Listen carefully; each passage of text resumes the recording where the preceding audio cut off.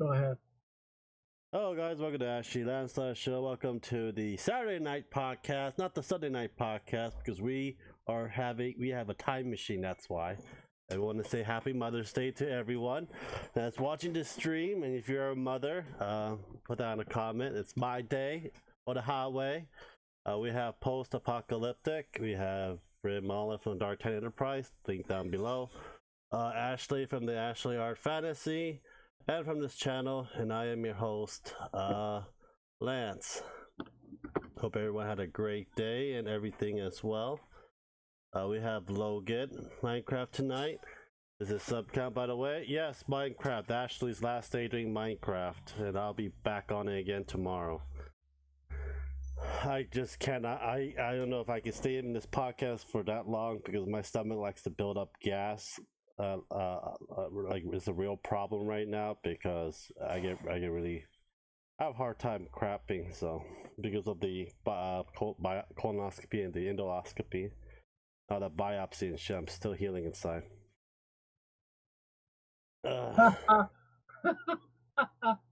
Hey Lance, yeah, I'm not alone anymore. Yeah, you're not alone anymore, Ching. I just checked the meme post at me. Okay. Discord. It's pretty funny. You guys were in a chat when that happened? We were in a live stream together. And he fell asleep so we couldn't end the stream. He was the one hosting it. Oh my god. What live stream was that? Huh? What show was that? Sparky's Tech Corner. Okay, right. That's right, you told me that. Yeah, he doesn't upload his streams. He just lets it, and then once it ends, you can't see it anymore. Are you guys ready for... it means he disables it. Yeah. Unlists it. Ready? Are you guys ready for Game of Thrones episode 5 today? I don't care. It's like this one and the last episode's next week, so no more Game of Thrones after that. Yay! I don't really care for Game of Thrones. I thought it was 7 episodes this season. No, it's 2 more. And this one next week. It's 6 episodes total. Are you sure? That's what every news outlet's been saying. I think he's right. I think it's 6 episodes. Yeah. Yeah. Then I'm going to cancel the HBO thing after I actually finish watching it. Carl, I mean, hey, you don't Mother's need Day, you don't everyone. need Yes. you don't need HBO to watch the older Game of Thrones episodes, right? Yeah. Aren't they on Netflix or Hulu? No. Are you sure? Yep. Well, it's on Hulu, but you need an What I thought. HBO subscription. Yep. I got mine on Amazon Prime. And I'm just gonna cancel it after Ashley's done watching Game of Thrones. On cable, if you don't have HBO, they let you watch the first episode to see if you want to subscribe to them. Yeah, I just got it for Ashley, and that was pretty much it. Grim is black again. Yes, he is. He is sick. I'm Blue Rose. I'm sick. Yep. He ate too much. He might eat too much fiber bars. No, I wish. I've had a lot of chronic fatigue the last couple days, so not been a good weekend. You know what you need, Graham? You need a Red Bull. You need a crack in a can that makes your heart explode. Remember the class action lawsuit for Red Bull years ago? I don't remember the class action lawsuit. Yeah, they actually got sued for their motto, Red Bull gets you wings. Yeah. Hey, San. What happened with the suit? What was the end result? People are jumping off buildings and drinking Red Bull, but they're dumb enough. Yeah, exactly. It's like you can't sue them for that. It's like you're stupid. You're living in a fantasy world. So I got a couple of things, and you guys can add in some go stuff. Ahead. I'm really sorry for not prepping for the show. It's just been. That's fine. Do this Mother's Day. Did you get your you get your mother-in-law or anything? I didn't get her anything. No, we didn't. We're gonna go see her next week. I already got my mom, my stepmom, and my mother-in-law, and my grandma-in-law. That's a lot of money. We got my mother and my grandmother chocolate-covered strawberries. And my stepmom chocolate strawberries. Then I got my mom a card, a cupcake, and a knee brace. That's pretty good. Edibles are goddamn expensive. Yeah, good candy is really expensive. All it is chocolate dipped in, all it is strawberry dipped in chocolate. That's it. Ching, I miss you too. Hey guys, are you okay? Graham Carl says, "Are you okay? Are you okay? Are you okay?" I mean, I'll live and everything. It's just more of the same. Yeah. Some days I'm okay, and then I'll go through a couple days where I just have a lot of fatigue and stuff from being sick. This is why I can't really work a full-time job anymore. But I'm sure everyone knows that. Are you secretly in an experiment where you're in a black hole right now and you can't tell anybody? Is that portable hole behind your mask expanding? I am currently in the event horizon of Cygnus X1, and if anyone doesn't know what Cygnus X1 is, maybe I'll talk about it sometime. You lost me at Horizon. Event Horizon, Cygnus X1. Only thing I know about the Event Horizon is from Stargate. Oh right, the Star. Yes, that's right. In the story, the Egyptian guys are there. Yeah. So in this story, the Stargates themselves had an event horizon. Yeah.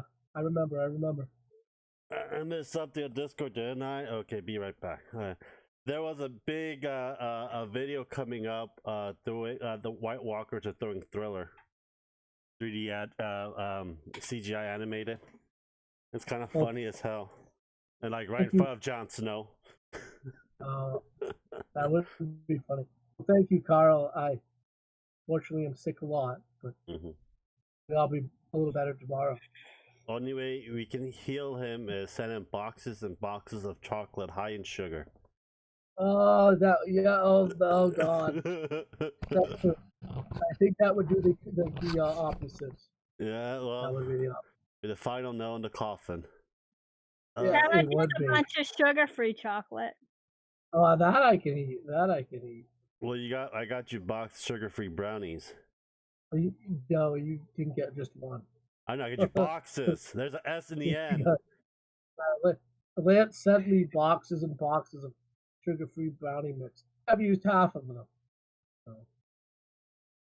What about sweet bread? Sweet bread, I don't know what that is. Isn't that part of the pig? There's a sweet bread as a part of the, I think, the kidney. I believe this is what we call it sweet bread and a part of pig. Or chitlings as part of the intestines. Something like that. I don't know. You know what? Just send me a bowl of haggis. Whatever it is. You want oats and also sheep organs inside of its intestines with and been boiled and sent to you. That's haggis. That's haggis? That is haggis. Okay. I thought. I don't think you can actually eat. I can eat haggis. I don't think you can eat haggis. I don't think you have the required taste to eat haggis. It's it's very irony. Ever had like liver and kidney before? Not really. Yeah. Look, when I was working over in Taiwan, they use just like the Brits, they use pig's blood for a lot of stuff, like pig's blood pudding and stuff like that. Yeah, they use pig blood as thickeners. Yeah, and even though that it's fairly commonly used in England, everyone in Taiwan they knew that Americans didn't use it, and they would it was just hilarious. They would shield us from it. They'd be like, "Oh, that's nothing. Don't even look at it. Oh, don't eat that. Don't eat that." Well, what is it? Don't ask. But Americans do have blood sausages and stuff as well. It's not true. It's East Coast eats majority of it. West Coast don't. It's an East Coast kind of thing, and mostly it's the South. Yeah, I would say it's not up here in the North. New England, we don't have blood sausages. It's a South kind of thing. Go to a Korean restaurant and ask for blood sausage. I'll give you some. Oh, I'm sure that even the Korean restaurants up here probably have it, but Yeah. I don't know. Go to So what do New we got York for topics? City. Go to New York City, you'll find it. State of play. What do you guys thought about that? I think it'll be another 10 years we'll get Final Fantasy VII Remake. They already released gameplay of it. Yeah, but another 10 years we'll actually get They it. released gameplay of Kingdom Hearts 3, and it took them, 5 years later for them to release it? Yeah. Well, now that Nomura's team is 100% focused on Final Fantasy VII, I expect it to be out at least next year or 2 years. Well, they Well, redid they're doing it in 3 parts, aren't they? I hope not. I think they are, though. Yeah, that's what I was going to kind of ask and bring up. Well, is, we you won't know, know much. We have two important questions about Final Fantasy VII. One, is it really? It's going to be episodic, and I think that would be terrible. And then the second big question is it a PlayStation exclusive? Because I think my quick answers to those were if it's I think it would be a travesty if it's episodic, and I think it would be both if it's PlayStation exclusive. I don't think Just like- I don't think it'll be PlayStation. PlayStation exclusive Yeah. because they don't have any exclusivity anymore for Final Fantasy.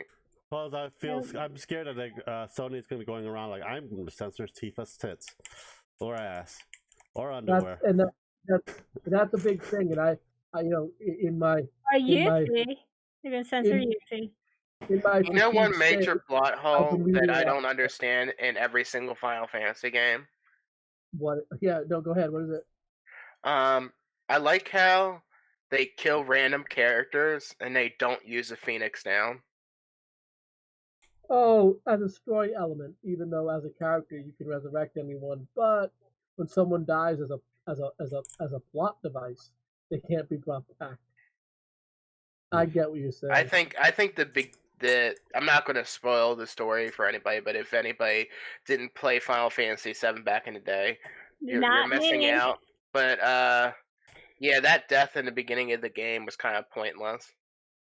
Well, I remember the strategy guy has Ares' ultimate weapon. The problem is you can't get it before she dies. When she finally dies, you can go get her ultimate weapon. It's like, what's the point? What's the point of me having this? You know what I did my first couple playthroughs of the game? What? I sold all her equipment before she died. Yeah, She was gonna die, right? yeah. Yeah. I know that. Everybody knows that she gets stabbed by Sephiroth. Mm-hmm. But we'll see. We'll see. Hopefully, it's not. I What heard about they're adding more to the game than the original version is. They're adding more to it. I That's what hope I've heard. not. The gameplay is like in between Kingdom Hearts and Final Fantasy 15. Yeah, I just don't. I just hope they don't. They just can't keep the original story of the game and everything. They add a little bit more, but that's it. I think they're gonna ruin the try to make classic. it. I think they're gonna try to make it longer. Yeah, hopefully they make some sort of sequel or add to the ending to, make it better ending. Because the last ending was pretty bad, in my opinion. Mm. So did Well, they that move- was the movie for. The movie didn't really answer much. Did A it? lot of I've Final only Fantasy seen the game doesn't movie. answer much. I've only seen the movie. I never played the game. Advent. You talk about Advent Children? Yeah. Yeah. Part of it was like a prequel, and then it's like almost like a flashback part of it. Mm-hmm. Well, we're gonna hear their email talk for how many got odd hours, because a lot of the story is just them bitching and whining in the game. I can't remember. Oh, it's basically a 7, but that's a good story. But other than that, it's just I would have Really preferred think if they remastered Final Fantasy 8 instead of 7. I didn't really like 8. I liked 8. I really did like 8. You I get didn't more like- of a connection of the characters in 8 than 7. I just hate the card system battle. That's one of the main thing I hated. I don't get all I- the hype I- of 7. I stand by what I said about Lance in Final Fantasy. Generally speaking, Lance does not like Final Fantasy games because almost anything we ever talk about dealing with Final Fantasy, 9 times out of 10, Lance says, "I don't like that. I don't like. I don't like that." I let's see. Just for He that, likes 10. 10 is like his favorite. 10 and 7 I like. I don't like 8. I like 9. 12 I haven't fully beat yet. I haven't beat X0. I beat 1, 2, and 3.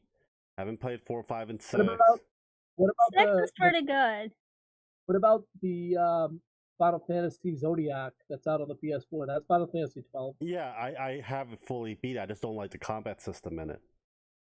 It wasn't That's the all I most said. I just don't like the popular. combat system in it. That's the one that had they tried to change up the combat system, so people didn't really like that. Yeah, and also I like 13. Don't like 13.2. Don't like 13.3.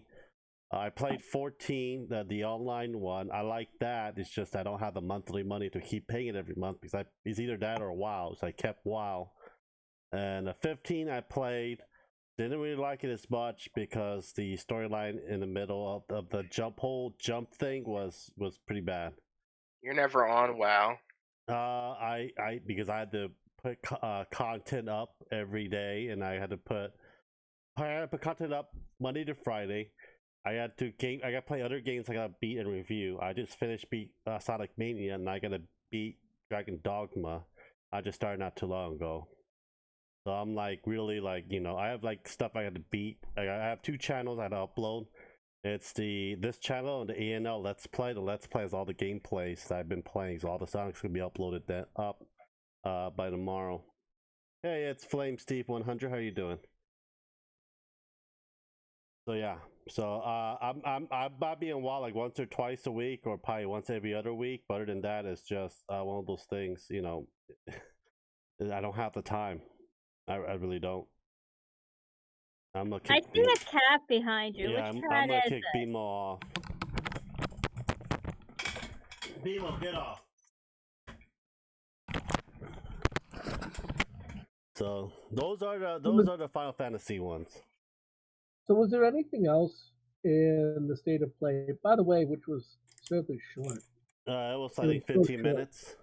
I don't, was it 15 even minutes. that long? I'm not even okay. Yeah, 15 minutes. 15 minutes. Okay.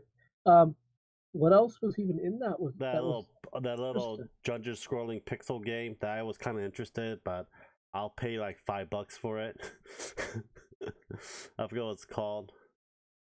Let's see what else was on the. Let me go look it up. PlayStation State of Play games.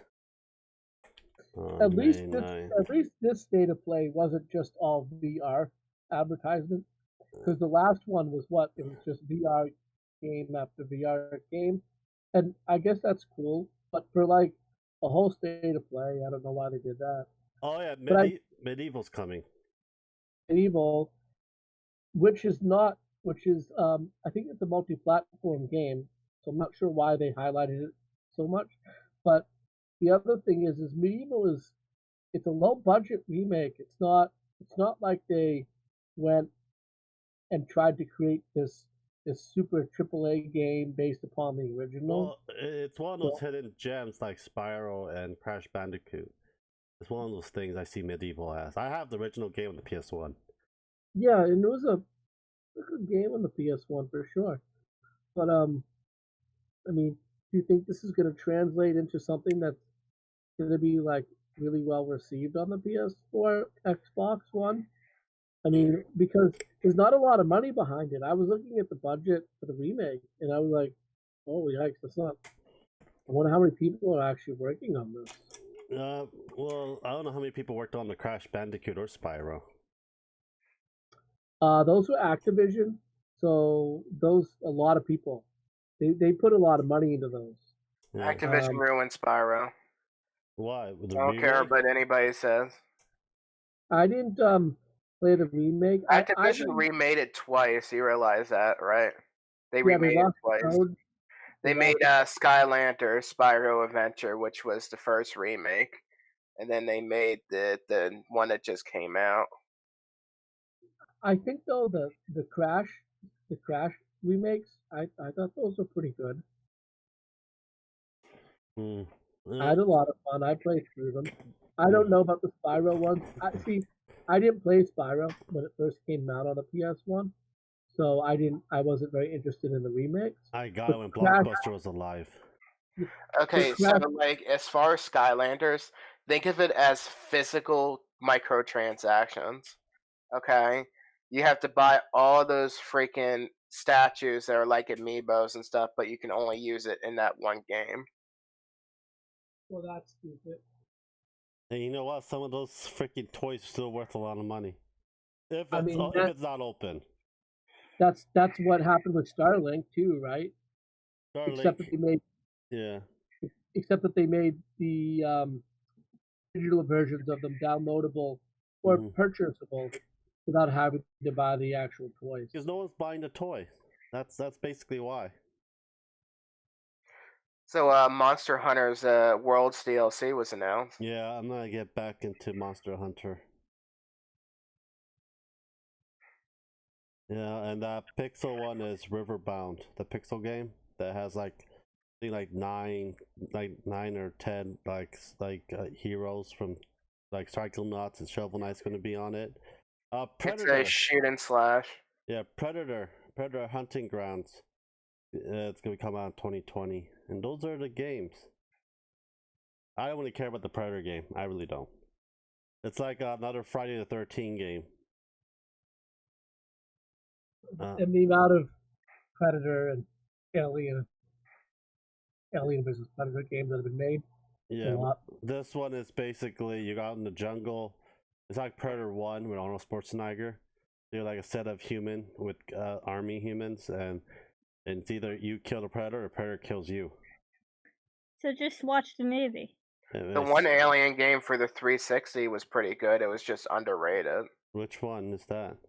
It was just called Alien, and it had a green cover with a guy in a astronaut suit. But yeah, The only alien game we really have is Alien what was it, Isolation? Isolation. We got the other one that it was in PS3 and Well, I Isolation got was between 1 and 2. Yeah, we have another Alien game that basically had a whole bunch of glitches towards the end of it. I forget what kind of Alien game was on the PS3 and the Xbox 360. But yeah, I beat Alien Isolation. Ashley couldn't beat it, so I beat it for her. It kept giving me jump scares. I hate freaking jump scares. I beat it. It took me like what, 3 days? No, it's like one of these AIs are just very very dumb. It's just I'm just waiting for like there to be a horror game that is like Dark Souls, because Dark Souls is not really scary. There's no jump scares or anything. I want there to be a Dark Souls horror-esque game in the future. Isn't Demon Souls supposed to be that? Not really. No, it's not that scary, Demon Souls. They haven't been having any good horror games lately, so. I'm waiting for an announcement for us to actually get, hopefully, and it'll probably never exist, but Evil Within 3. I didn't even play the second one. I have both of them. I barely played one. The second one is better than the first one. The only thing that disappointed me about the second one was that they didn't do any add-on content. They did a ton of add-on content for Evil Within 1, but then they didn't release, Bethesda released nothing. Nothing, no DLC. You know what was a good game? The first Alan Wake game. Was that really a horror survival though? I don't know. It's kinda, you can see it as a horror, but like very minuscule horror. When is Minecraft? Minecraft's at 12 a.m. Logan. 12 a.m. Eastern Standard Time.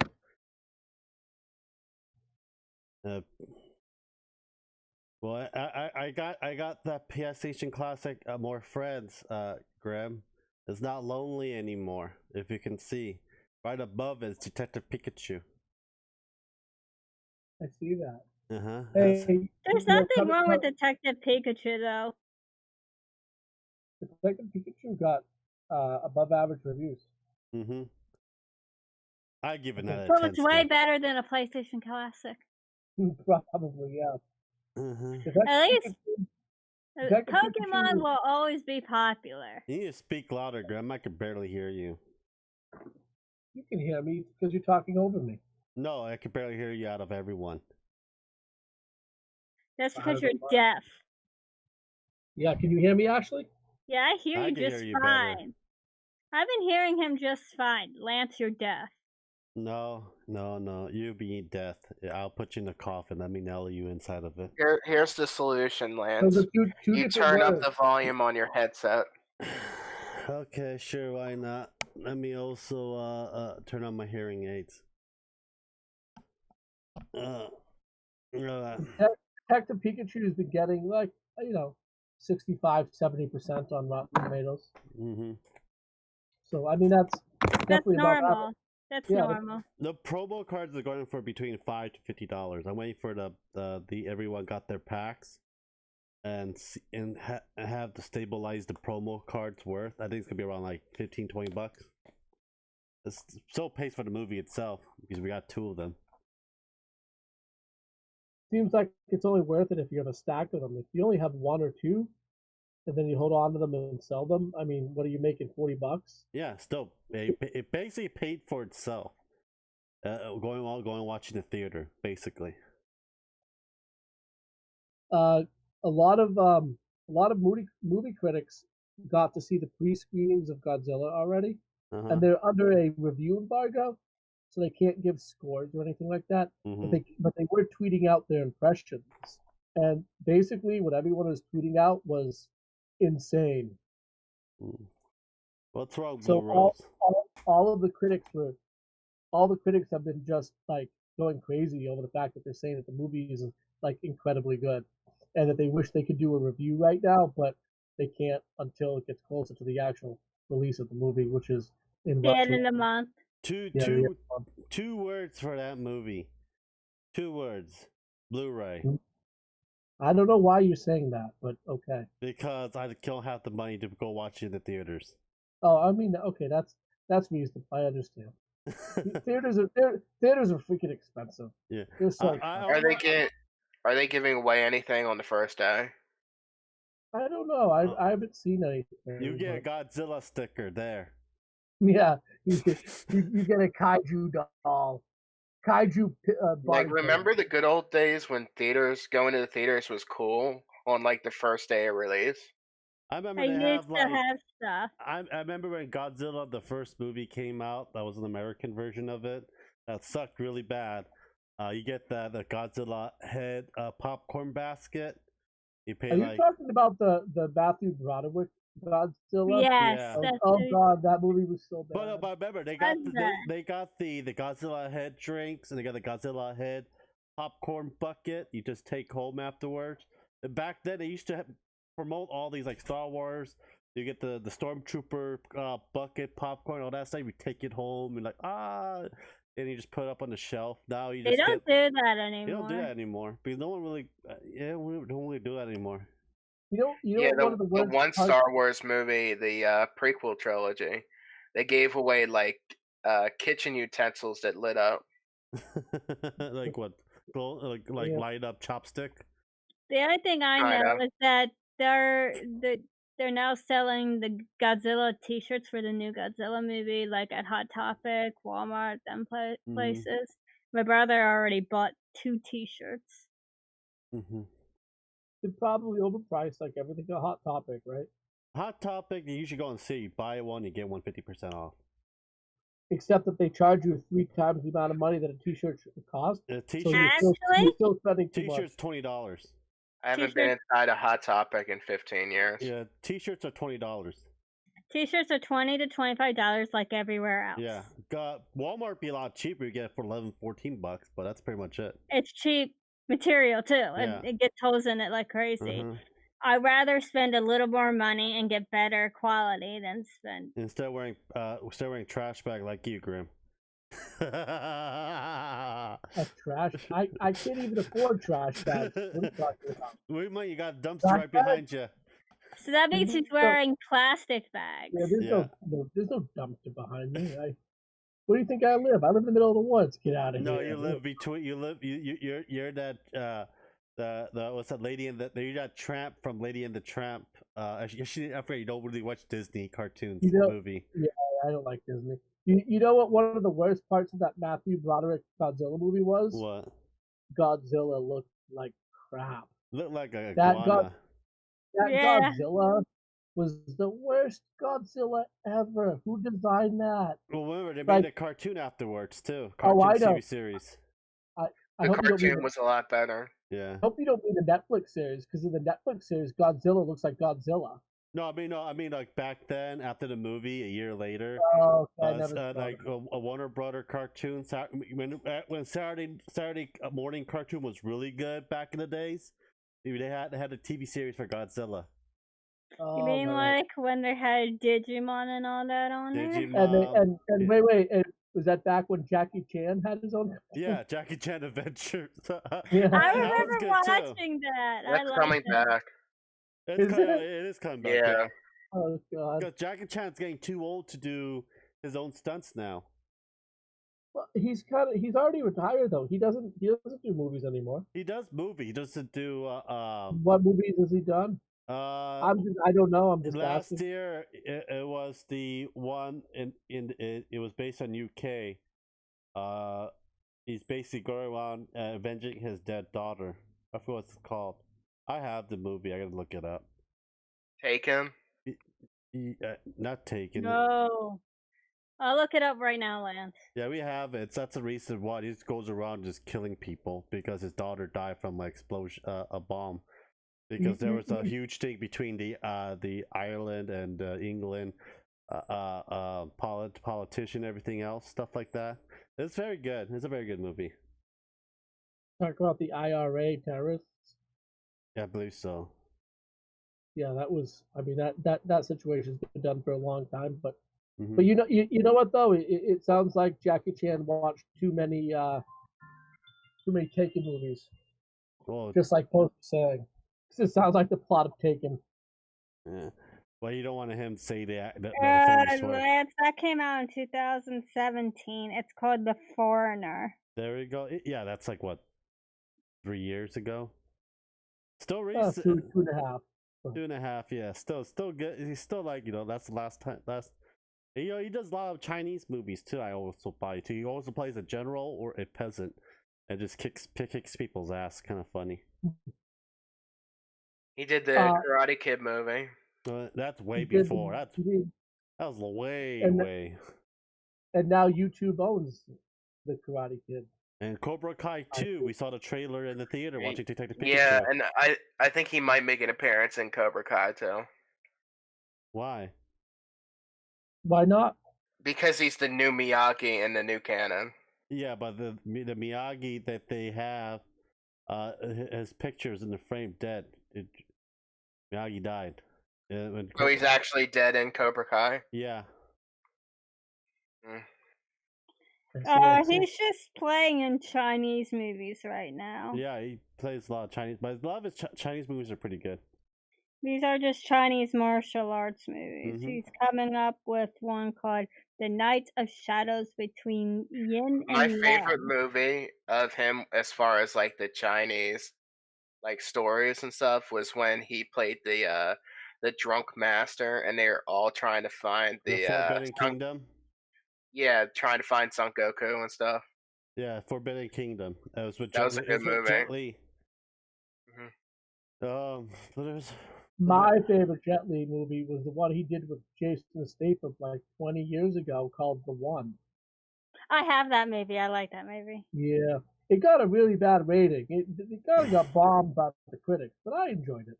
It was a good movie to me. Well, Jet Li can't do. Jet Li just the only appearance now because he has that muscle dystrophy illness. He's getting better. He's going to be in the new Milan movie. He is. Yeah. You were wrong. Hold on. You were wrong about what's wrong with him. Jet Li has exactly the same thing that's wrong with me. Oh. He has. He's a dumpster diver like you. Right. I'm trying to. He has an autoimmune disease. Yeah. He has an autoimmune disease. He has the exact same autoimmune disease that I have. What did he But get? yeah, Did he get his stuff radiated? That's why it's getting better. I don't know what he's done. I don't know what he's done. I It's didn't. called he has a lot of money. And he's doing an experiment as far as implanting more white blood cells and stuff like that or something. It's not even out on the market yet. I think it's that Chinese medicine I keep telling Grim about, bacon grease. Rub that shit all over. You know, Man. bacon grease tastes really good if you cook stuff in it. Oh yeah, you can cook yourself within it too. Keeps all the pain. It will hurt a little bit, but once it renders All right, to let's try to stay on like actual topics. What do you guys from the state of play? You know, what we have E3 coming up. What do you and one of the things with E3 is, you know, how we all know Square Enix took not only their spot, but they took Sony's spot because Sony's not going to be there. So AMD's going to be there. AMD has a spot. I think, right. That's a good point. I think E3. So what is this big, you know, big announcement that Square Enix needs, you know, 45 minutes for? I think it's going to be. I bet about 30 minutes of it's going to be Final Fantasy VII. What they did, and why did it take so long of it? I'll just tell you that right now. They already said why it was taking so long. Yeah, but they're gonna give more in depth like they always do, and they'll put Dragon Quest 11 for the Switch just to make Grim cry. And I think the next installment for the DLC for Kingdom Hearts 3. That's all I can think of. Do they have anything that anyone might have heard rumors about that we don't know a ton about besides Final Fantasy VII? I mean, is there anything out there? I haven't really looked too much into it because I just been so sick the last couple of days. But I don't know. I mean, is there something? There's nothing much. All I can think is they're probably going to try to redo all their Final Fantasies. That'll be a good idea, especially 1 through 6. That would be a good, very good idea. Problem with like Final Fantasy 1 and 2, they're so short. There's not a ton of story to them. Oh, make it open. Yeah, all you gotta do is make it open world. That's all I will say. 1 and 2, just make it open world. Or they're just gonna add a story too, and more of a story than it already had. Like the Legend of Anna, I think it was called that Remade. You know, it was short, but it was still good. Wait, what's the name of the game? I think it's called Legend of Mana. Secret of Mana.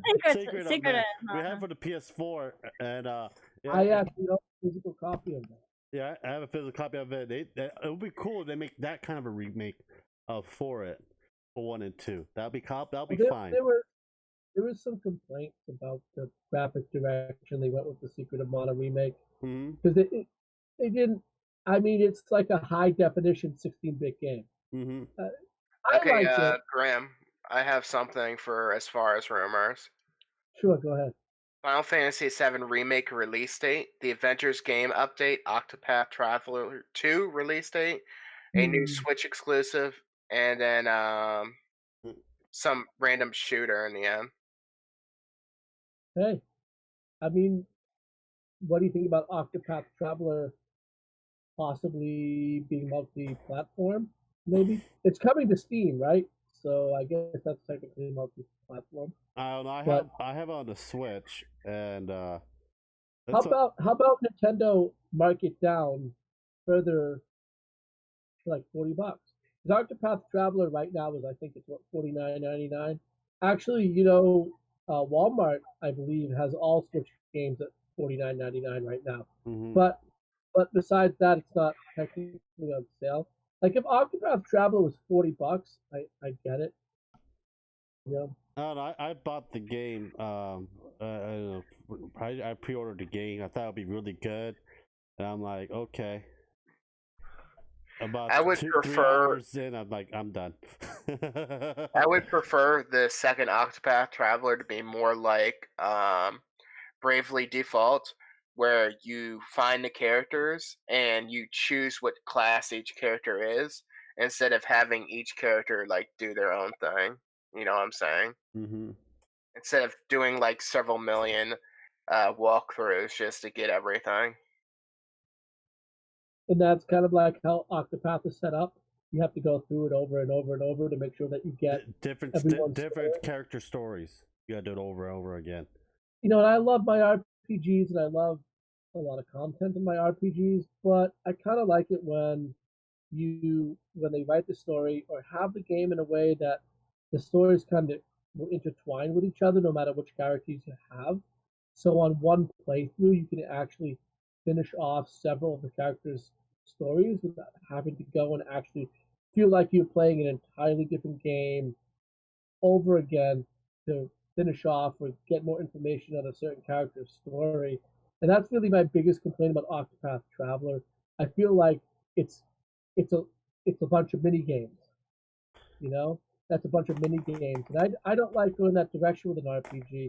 I like hey, let's go back to even, the original Baldur's Gate 2, where there were a lot of different NPCs you could get in your party, and whenever you started going forward in the story with certain different NPCs, game would, even back then, we're talking 18 years ago, that game would intertwine that character's story in such a way into the game so that you didn't feel like you were playing a separate game to get that character's story to flesh out that character, and you felt that you got a pretty good ending to that character's storyline along with an ending to the game. And I feel like with Octopath Traveler, they don't have that. It's like it's just like 12 different mini games where you can finish all of these, and it's like you're playing the game over again to finish a different character's story. I hope Octopath Traveler 2 is not like that. I don't know. I want to stream it and play it on it right now. I'll probably do it after I beat Dragon Dogma. I got some gameplay on the playlist on the channel, but yeah, Sonic Mania wasn't that hard, as you said it was. You said it was hard, but it wasn't hard. Sonic games aren't that hard usually. Sonic Mania was, I think, a decent hardness. I enjoyed it. I think Sonic Mania is definitely not up to par in hardness to say the Mega Man games, which are generally considered some of the hardest games ever made. Sonic is not the easiest, but it's definitely not up there at Mega Man, and definitely not up there at Cuphead level. I don't know how frustrated Cuphead made you, but I've heard some pretty interesting stories of people rage quitting Cuphead, which I think is I pretty want to funny. actually finish Cuphead. It's just that I want to play with co-op on it. I'm playing Dragon Dogma now, and that game was okay. I don't like because there's so many things that could prove that game. In my opinion, I just started playing for the Switch because the Switch review for it is gonna be out tomorrow. It's just that I wish they have like where the quest is at and where you're supposed to go. A lot of times you just gotta randomly pick where to go, and the map doesn't really help out because you gotta go see it. With Dragon's Dogma, and I hear you and I hear what you're saying, and I'm with you with how there's a lot of quality of life things that were implemented in that game, and since they never made a number two, they never added them in. But I mean, all in all, it's a solid attempt at a Japanese company making a Western type of RPG, and I think they did a pretty good job. But it's definitely got its faults, like you're saying, and because we never saw number two, well, I thought Dark Arise was number two because there's Dragon Dogma, Dark Arise. I mean, they're not really sequels. They kind of use the same engine. They're both old games. Because the one for the Switch is Dragon Dogma, Dark Arise. So. Dark Arise, as far as I see it, it's just like a remaster of the original game. It's not number two. No, I think because it was not that long when they released that thing out. I think it was like 2 years apart from each other. No, it's they're both based upon the original game that came out for the PS3 and the Xbox 360. Mm-hmm. There's no official Dragon Dogma 2. Mm-hmm. And the reason why it's set up the way it is because you have to keep in mind what their aim was with that game. They were trying to create a more modern game that resembled how RPGs were. No, they try to resemble Skyrim. It came out around the same time as Skyrim. What are you talking about? So they were trying to create a game that resembled how RPGs were back in, say, the early '90s and the '80s, where you didn't have these sophisticated auto maps and quest logs, and those games were a lot harder. But you actually had to take pen and paper and write down notes as you were playing the game so that you could remember things that you saw maybe 2 hours ago, or different clues were on different parts of the map. And there's a more current game that kind of uses that model as well, called The Legend of Grimrock. And by the way, if you RPG fans out there haven't played The Legend of Grimrock 1 and 2, they are really solid games. Legend of Grimrock 1 and 2 are really awesome. You can get them on GOG, you can get them on Steam. And they actually have map editors, and people make entire scenarios, entire kind of like storylines for those games, and you can download them and play through them and get a whole new experience out of the game, which I think is pretty awesome. And the great librarian could give us that game in the Dropbox, free DRM game. The great librarian, please give us Legend of Grimrock 1 and 2. The great librarian does have it on GOG, so that is true. It is DRM free. Anyway, it's a solid game, and if you have a pretty beefy or an okay computer, then you can pump up the graphics on it, and it looks great. You know what game I want a sequel of? Which one? It's underrated. Stella Glow. It's an Atlas game that came out for the 3DS, and it kind of plays like Fire Emblem, but the graphics are more anime-like, and the sprites are all 3D instead of like that 2D thing before they're fighting and stuff. Oh no! And then in between the missions, you're able to interact with the other characters, with the main character, and the different levels of interaction unlock certain things for that character. And there's like 4 witches. If you fully unlock or fully increased the interactions with them, they start to fall in love with the main character, and then they sort of like evolve to a different class, sort of, which was cool. And that is pretty cool. I'll have to check that out. You know what they should remake? Soul Reaver from the PS1 era. Talking about the whole legacy of Kane series? Yeah. Just remaster the whole damn thing. Remake the whole damn thing. You're probably gonna see it anyways because they're already remaking a lot of the old PS1 games. Yeah, could be. Were those IDOS?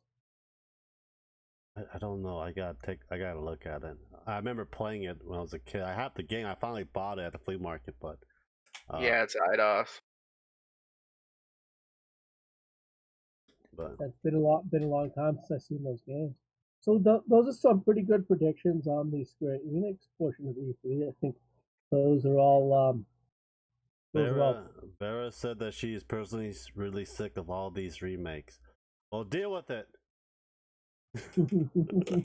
Deal with it. Hey, Resident Evil 2 remake, that was a slam dunk in my opinion. Yeah, I'm waiting for they're making 3 now, right? Yeah, they're working on 3. And I think they're working on 0. Huh? They're making 0? I believe they're working on Nemesis and 0. I know you can buy the 0 and 4 on the Switch, but it's the GameCube graphics. Hey, Bong Galaxy Cat. Right. Yeah. So with those predictions, which I think that, like I said, I think that Post gave us some really good ideas about what Square Enix could be doing at E3. What do you think everyone else is going to bring to E3? Do you think there's anything else? Is EA doing E3? EA will be there. Hopefully they show us some gameplay and snippets of Command & Conquer 1 and Red Alert 1 remake. The new AMD graphics cards will be released at E3. Can't afford it. The Navi, right? The Navi cards? Yeah. What do you think the price range is going to be on those? Well, Tom's Hardware and a few other retailers accidentally leaked everything because AMD already shipped the stock to them early. The 3080 XT is better than the 2070, the RTX 2070, and the 3090 XT is in between the 2080 and 2080 Ti. Ah, And ah, the prices going is for the what's going to kill Nvidia because the 3080 XT, which is better than 2070, is going to be $300 and something dollars, and the 3090 XT will be $500 even. going for the jugular on those Nvidia Intel cards. You know what I also think is interesting, and actually you had been the one that brought this up to me the other night, was the naming schemes on the cards. They're kind of normalizing them, and the Navi cards, their names are similar to the Nvidia Intel cards, and I thought that was interesting. That's marketing for you, and why not do it? Why not do it? I think it's Well, a good in my marketing thing. opinion, AMD's always had like a naming scheme that made sense. Like the Radeon 7, the reason why they called it the Radeon 7 was it was the first GPU that they had was 7 nanometers.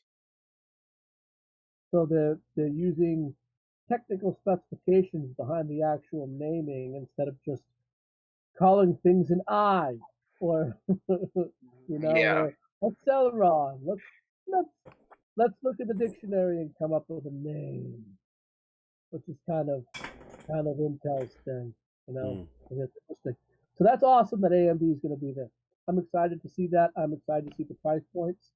I think I should say I hope that Navi is going to be a big hit because I've always been a big fan of AMD, and as we all know, AMD is the company that is behind all of the next generation console systems, which I also think is really cool. Yeah. And it's a Um, very convenient time for them too, is because before, like when the Radeon 7 and the Vega 64, when they came out, there wasn't a lot of contracts between all these developers to help support those cards to their full potential. And now that they have more people that are contracted with them, the developers, then we'll see a very big competition between NVIDIA and AMD. And it won't be like AMD is like in the background just for the people that, are in like a budget system or something. It'll be like a full competition. but yeah, exactly. I mean, just like how the Ryzen chips are actual, head-to-head competition with the Intel I chips, which is pretty cool.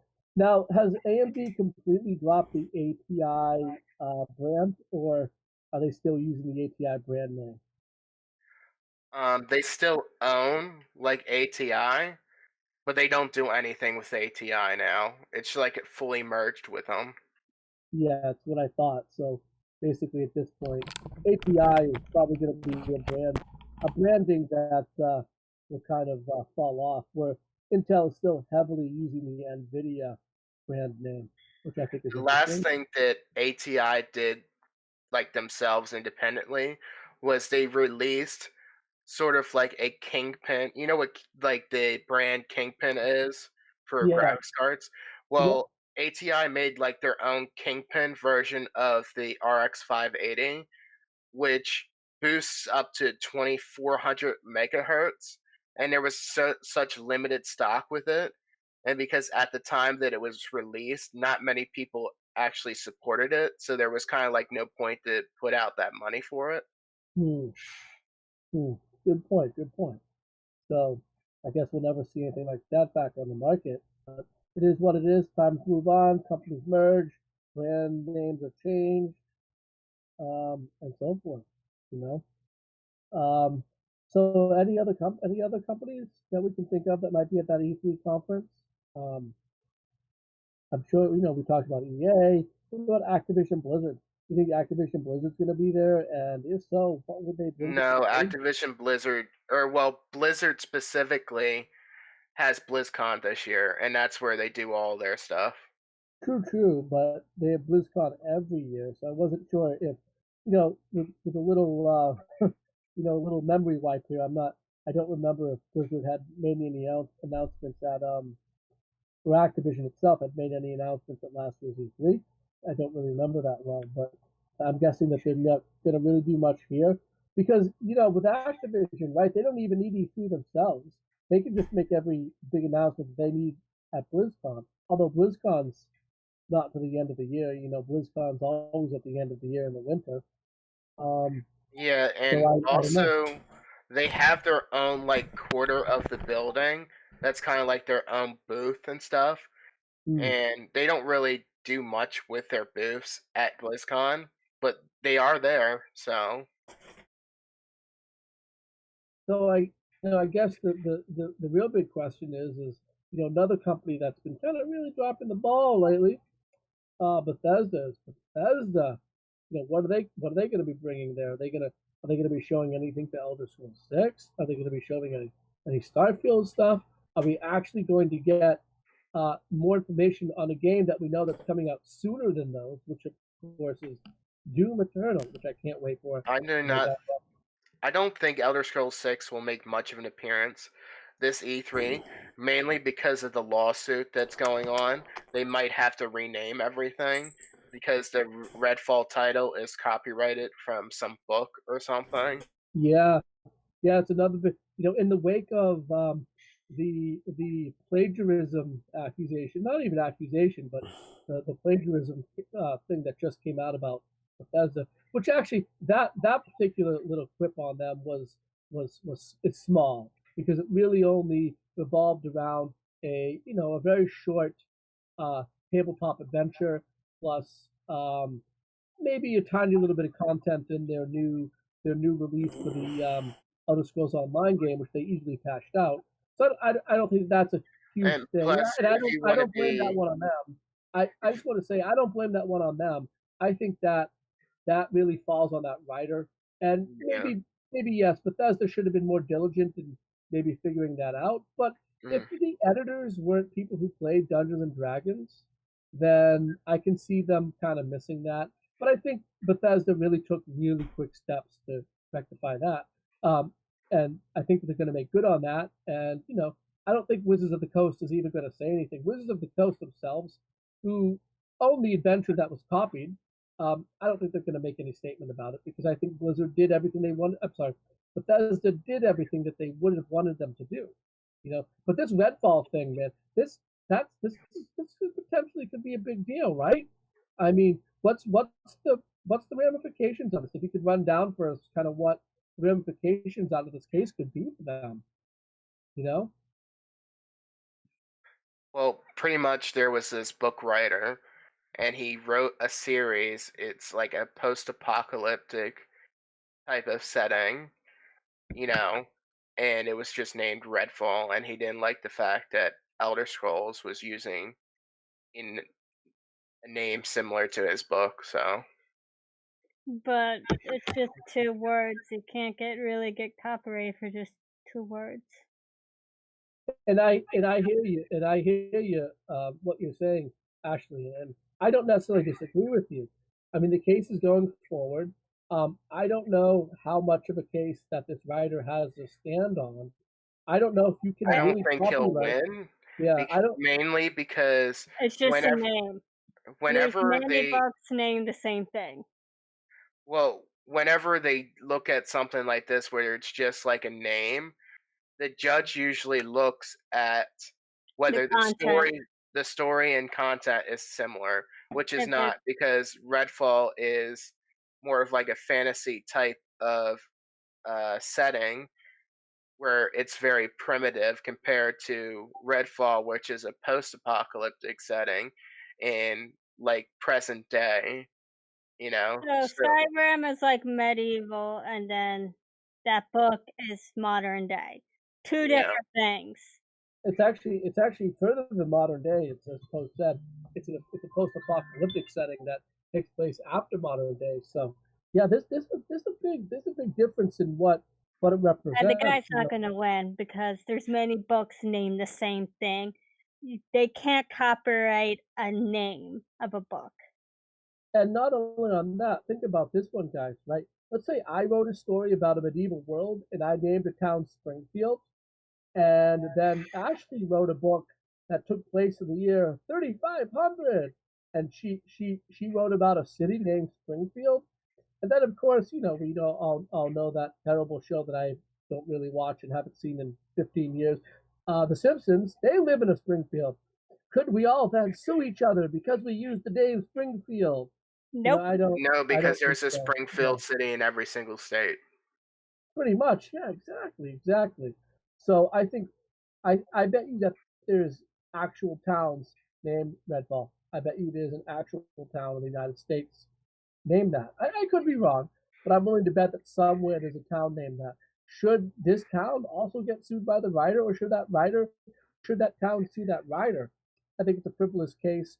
It's probably a writer that didn't make nearly as much money off his book as he wanted, or felt that he got screwed over in some publishing deal, and is now going after Bethesda for some money. It's like the writer for the Witcher series, right? He sold that off for peanuts, right? For peanuts. Then he saw how much money they were making, and it was going to be a television show. I'm sorry, a Netflix show, and so he wanted to sue. Although I have to give CD Projekt Red some credit, they turned around and they said, "We think your case is full of it, and this agreement we have with you is ironclad, but but we did make a lot of money off this. So how about we're going to give you some money and you're going to stop?" And he took it. So, you know, even though CD Projekt Red probably would have won any litigation against them, they said, "Look, we think we would win any litigation against you. We're going to plain and simple. We really believe that. But we did really well on this, much better than we even thought we would. So here's some money. Go away." You know, give them all, and I give them credit for that. I give them credit for that. Yeah. Anyway, enough of me talking and talking and talking. Anything else from the land of E3? Anyone? No, I think ET is gonna be another crap show like they always like every year. It's getting worse and worse. You know, that's my opinion. It's got every year is just like really bad. Oh, I guess I should bring up the game that comes out next week. What's the game that comes out next week, everyone? Does anyone even remember? Konami, not next week, 4 days. Konami Collection Anniversary Castlevania is coming out. No, bigger Ram. release than that. Bigger release than that, Lance. Ram. Yeah. I have the full list of all companies that are participating in E3 this year. Shoot, read them off. 2K, 505 Games, 5 Hour Energy, Activision Publishing, AI Care LLC, AIM Controllers, AK Racing, Alienware, AMD, Annapurna Interactive, Arcade 1UP, ArenaNet, Astro Gaming, Bandai Namco, Beijing Skyline Interaction Technology, Vista, Big Ben, Black Shark Technology, Blackhawk Network, Blooper Team, Brazil Game Show, Capcom USA, Chronicle Collectibles, CI Games, Click Entertainment, Core Gaming, Cyberpunk 2077, CD Projekt Red, of course. yeah, Daedalic Entertainment, Deep Silver Incorporated, Digifast, Double Fine Productions, E-Guardian Group, Electronic Arts, Epic Games Incorporated, Eureka, Ewin Racing, XR Studios, Facebook, Firefly Studios, Fluid Stance, just a bunch of people are going, I guess, There's including NVIDIA. definitely some big names in there. A lot of smaller names as well. I guess I'm gonna ask again. Kind of. I wonder what Activision's gonna bring. Maybe another Call of Duty. I don't even care what EA is gonna bring. So sick of EA. Oh my god. I don't even want to hear about them anymore. So sick of EA. I posted a link to all the participating companies on the YouTube chat. What is Lance doing? Lance, you look like you're having a lot of fun on this podcast. No, I'm not. Minecraft piece of crap. I'm kicking one person out right now, not following the rules because people are texting right now. on the damn thing, not following the rules. So the problem with Minecraft servers, I mean, that's just what happens. You got to really vet people before they go on. But I know it's an open server and you just have it there for people to have fun. But yeah, you still at the same time don't they want to have they trouble. they know they have the free for all server. They know they have the free for all server. I bought two servers for two realms for a reason. One that has rules, one that has no rules. I told them instead of one day now, it is I just kick the person out because they won't follow the rules. If they don't follow the rules, I gave them plenty of warning yesterday, last night, and today, and I'm getting sick and tired of it. If it's gonna cost me a sub, I don't care. I don't want to deal with the headache. So the game that comes out next week that I was talking about, and I guess it's related to one of the companies that we were just referring to. It's going to be at E3. Is Bethesda. The game is, of course, Rage 2 is finally going to hit the market. Is anyone looking forward to this game? Is anyone planning to buy it? Planning to wait for it? Get it on release day, or I'm excited for it, but I'm not sure whether or not I would get it day one. Agreed. I think it looks great. I think it looks like it's going to be a lot of fun, and I can't wait to play The it. first game was the first game was excellent. The only issue was that a lot of people complained about was how short it was for you to complete the game. It was only like 6 hours or 7 hours or something like that. One of those short first-person shooter campaign games, definitely. Yeah. And there wasn't a lot of, like upgrades to your character. It wasn't that type of game. You know what I mean? But Rage 2 looks more like a Mad Max looter shooter. I think that's kind of cool. Thank you for subscribing. Do I want to pay $60 for it? Oh God, I never want to pay $60 for a game, so that's really a tough call. I think maybe I'll wait a month, see what happens, see if it goes down, and then figure it out from there. But with that type of game, I would just wait until the next year to see if it comes out with like a Game of the Year edition with all the DLC. oh, I completely understand. But Because the first Rage had 3 story DLC, which were never available in physical media, unfortunately. The first Rage, they never released the Game of the Year edition. They only ever had the standard edition that was they had Apocalypse edition in PAL regions. How come it never made it over here? I have no idea. It's too bad it never made it over here. I definitely would have picked that up if it had. There's a lot of games that don't make it over here. But the PAL region is technically smaller than the US region, so you would think that if they were going to do some type of special edition in only one other region, they'd do it here. Although remember, Rage is not a Japanese game, so if you're referring to it as something that would have come out in Japan but not over here, Rage is not that, because Bethesda is an American Also, a lot of European countries do not allow add-ons for video games, like some microtransactions. So when you buy a game in those countries, the ones that do not allow add-ons, you buy the game a little bit more than any other place that does allow DLC, but you're guaranteed to get that DLC later on. So that's kind of like they're automatically including a season pass type of thing with the purchase. Yes. Oh, pretty cool. I mean, yeah, different laws, different places, But yeah, I find it weird that I mean, I guess with that type of explanation, it would make sense then that they got a physical release of Rage 2. I'm sorry, not Rage 2, Rage 1 that had the DLC in it or the DLC add-on code in it. Well, we never got that because the DLC is something that is easily obtainable by spending a few extra dollars online here. But yeah, I understand what you mean, Ashley, about there's a lot of games that don't make it to the US, but It sounded more like you were referring to like the Japanese publishers that put out. There's Japanese games that make it to the European, but don't make it here. Right, but in the case of Rage, that is not a Japanese game, so I don't know what it was. I don't even know if it was released in Japan.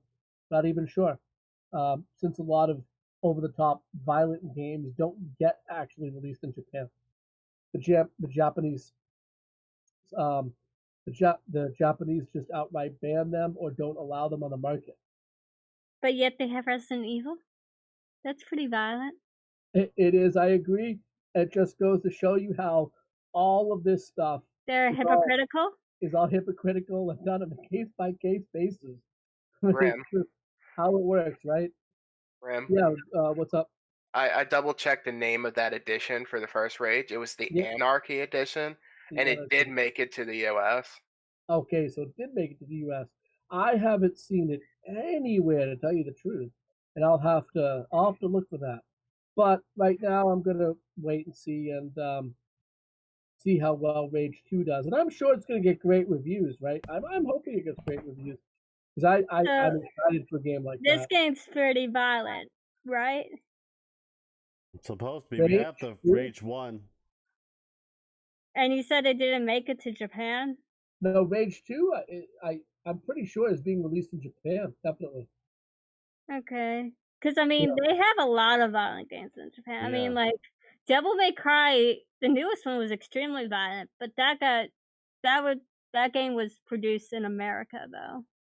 Yeah, Devil May Cry, even though from a Japanese developer, was a game that was developed specifically for the U.S. region, or with the U.S. region in mind. I totally agree. But there are certain games that we know of that do get pushed out of the Japanese market or aren't allowed in the Japanese market. For example, Mortal Kombat 11, one that we've talked about a ton, is not. There's no Japanese version of Mortal Kombat 11, which I think is, again, you said it. You said it, Ashley. It's all just hypocritical. I mean, you look at Devil May Cry. They behead, they split things apart, and that's the exact same thing that they do in Mortal Kombat. It's very hypocritical. Yeah, it's like no rhyme or reason. None of us can figure it out. I don't know if we ever will until it stops. But yeah, so those are interesting companies at E3. I think E3 we might get some good stuff out of it. I'm hoping. I wasn't super impressed, like Lance. I was not super impressed with E3 last year. It definitely looks like there's more companies participating this year than last year. It seems like a lot of smaller companies, too. Definitely a lot of smaller companies. Do you guys think that maybe that's because Sony's not there? So maybe E3 themselves went out and tried to market the whole convention towards more developers that they might not have gone for in the past when Sony was there? Might have. I don't know, but anyone play Just Cause 3 coming out? Or is that game's already out? That game's already out. Because Mindflayer is the one supposed to talk about Just Cause 3. I never played any of the Just Cause's game. So. Just Cause was not a game that I was super enthused about. I'm sure it's a good game. Just there's so many games very out there. Unrealistic. Yeah, it's not really one that I ever got to. I thought that the premise was kind of out there with it, so. So I mean, kind of is what it is. The Just Cause. I mean, it's Just Cause 4. I don't know. Just Cause, Crackdown never really appealed to me, so. Yeah. Saints. Speaking of Switch games, right? Saints Row the Third was released for the Switch, and I just want to mention, and I know this is something that you like to talk about a lot, Lance, and that what is the overall performance of a lot of these ports that are coming from other systems onto the Switch? It's something that you've been very concerned about, because I've seen the reviews of Saints Row the Third, which isn't even the newest Saints Row, mind you. I have it for the PS3 and I have it for Steam. I watched RGT do a gameplay review on it. I thought it was a bit glitchy, a little downgraded graphics for it, but other than that, it's a solid game. I would say, but I can see the game slows down when a lot more mods or spawn, and basically it starts lagging the game. Like for example, like Roller Coaster Tycoon on Nintendo Switch. The more shit you add on to the damn thing, the slower it gets, and basically you can't move. That's basically the Yeah, big problem with it. absolutely. And maybe you know a little more about this, but one of the things that I read or heard, or one of the two, is that once you dock Saints Row, once you put it on dock mode and it goes into 1080p, it crawls. A lot of people were complaining the game just crawls. There's a lot of problems in 1080p. I don't know if you had read or seen anyone talk about that. The heat accumulated with a lot of those games are crazy with 1080p because one, the dock restricts a lot of the air too because the exhaust is like in the bottom and in the back, and you have that big wall behind the Switch when you dock it. Well, Spawn Wave just reviewed the fan dock, and they also reviewed the radiator for the Switch. I thought it was kind of dumb. Doesn't really do much. Yeah, like you heard when I said like my Switch overheated when I put Tales of Vesperia in 1080p on the dock. It overheated. It was like 95°C, and I wasn't moving much. Damn. Do you have one of the switches that actually warp for the heat, or is yours not warped? It's not warped yet. There was a rash of switches, I guess, that were warping. I haven't heard anyone talk about it recently. I think it may have just been, a very small percentage of them, or else we'd be hearing about it constantly. But yeah, Logan wants us. He wants to get Mario Maker 2. I'm interested in Mario Maker 2. I had Mario Maker on the Wii U. I never had it on the 3DS, but I had it on the Wii U, and I thought it was really fun. And I'm not a person that actually went and made levels. I didn't get it so that I could edit levels. I got it so that I could download other people's levels. I liked being able to go on and pick and choose levels. I'm not. I think Minecraft is cool, but I'm not a huge Minecraft fan. And I have a lot of people around me that play Minecraft, and that's awesome. I mean, I'm all for anyone who loves a game. Just not something that I find fun. But so with Mario Maker 2, I never found building the levels to be that fun, you know. But I loved downloading people's levels. I used to sit for hours and just download level after level after level and give them a try. And that's really the appeal for Mario Maker 2 for me. So that's why it's something that I'm definitely interested in. Well, I bought Definitely. the game on GameStop for like $10 for the Wii U, the Mario Maker 1.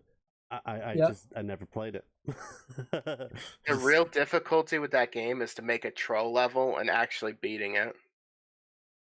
I can't be up for that long. Put a ton of like really crazy obstacles in it so you can get around them. Yeah. Yeah. That would be cool. If you played online and you downloaded other people's levels, like if you do hard mode and super hard mode, as soon as you see the person come up with a Japanese flag, you know you're screwed. Because the Japanese people make the most like absurd levels. That's so true. That's so true. But that's why I loved it. That's why I thought Mario Maker was so much fun. Like I said, it was never about building levels for me. It was about just having access to all these crazy things that people are building, and I thought that was really cool. And Mario Maker will definitely be something that I will be interested in picking up on the Switch. It goes down to $30. The what? Did you ever get Atlas yet? I do not have Atlas. Which one is Atlas? Because remember I sent you a link to when it was on sale on Amazon? Oh, okay. I do have Atlas. I haven't played what Atlas game is it? The ship one. Oh, I know that game. Yeah. Better than Starlink. That's what I meant, Starlink. Yeah. Starlink. I was surprised that the game with the ship with it was cheaper than just the game. Starlink, my thing with Starlink is, the game was literally designed to sell toys, and I don't like that. I think the toys should have been an extra, a bonus, not design the game to sell toys. And you know, down the line with it, we all saw what happened. They had a lot of problems selling the toys, but people still wanted the game, so they had to go to the model where, well, you don't need the toys to get the ships and the weapons. You can just download them digitally. And that's how it should have been from the get-go, from the beginning. They shouldn't have made it solely based on, oh, you got to get these toy packs. I don't care about the toys. I love collectibles, but those weren't the collectibles I was looking for. You know what I mean? It's like I don't care about Skylanders. I don't even like Nintendo Amiibos. If I was going to buy any of that stuff, I'd buy Amiibos over anything else. Just because, we all love Nintendo. Who doesn't love Nintendo stuff? Well, you're not a true man child like I am, Grim. Doesn't matter if you own a comic book store or whatever. I am the true man child. Look at my Amiibo collection. Look at my Detective Pikachu. Look at my PlayStation Classic. I see no Amiibo on that screen. Huh? Oh, you want to see my Amiibo on the screen? Here. Oh, did I disconnect the damn camera? Yep, I disconnected the camera. Get wrecked. It should work now. I don't know. Shit. Well, camera's not working. Plugging it back in. Meow. Mute. Why did you disconnect the camera, Lance? There we go. There we go. Amiibos.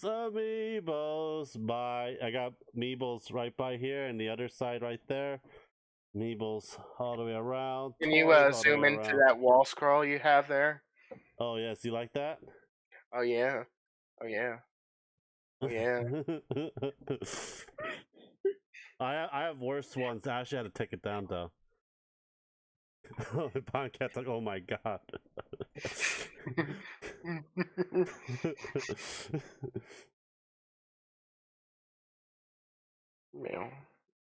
So that's I don't like toy driven games, but it is what it is.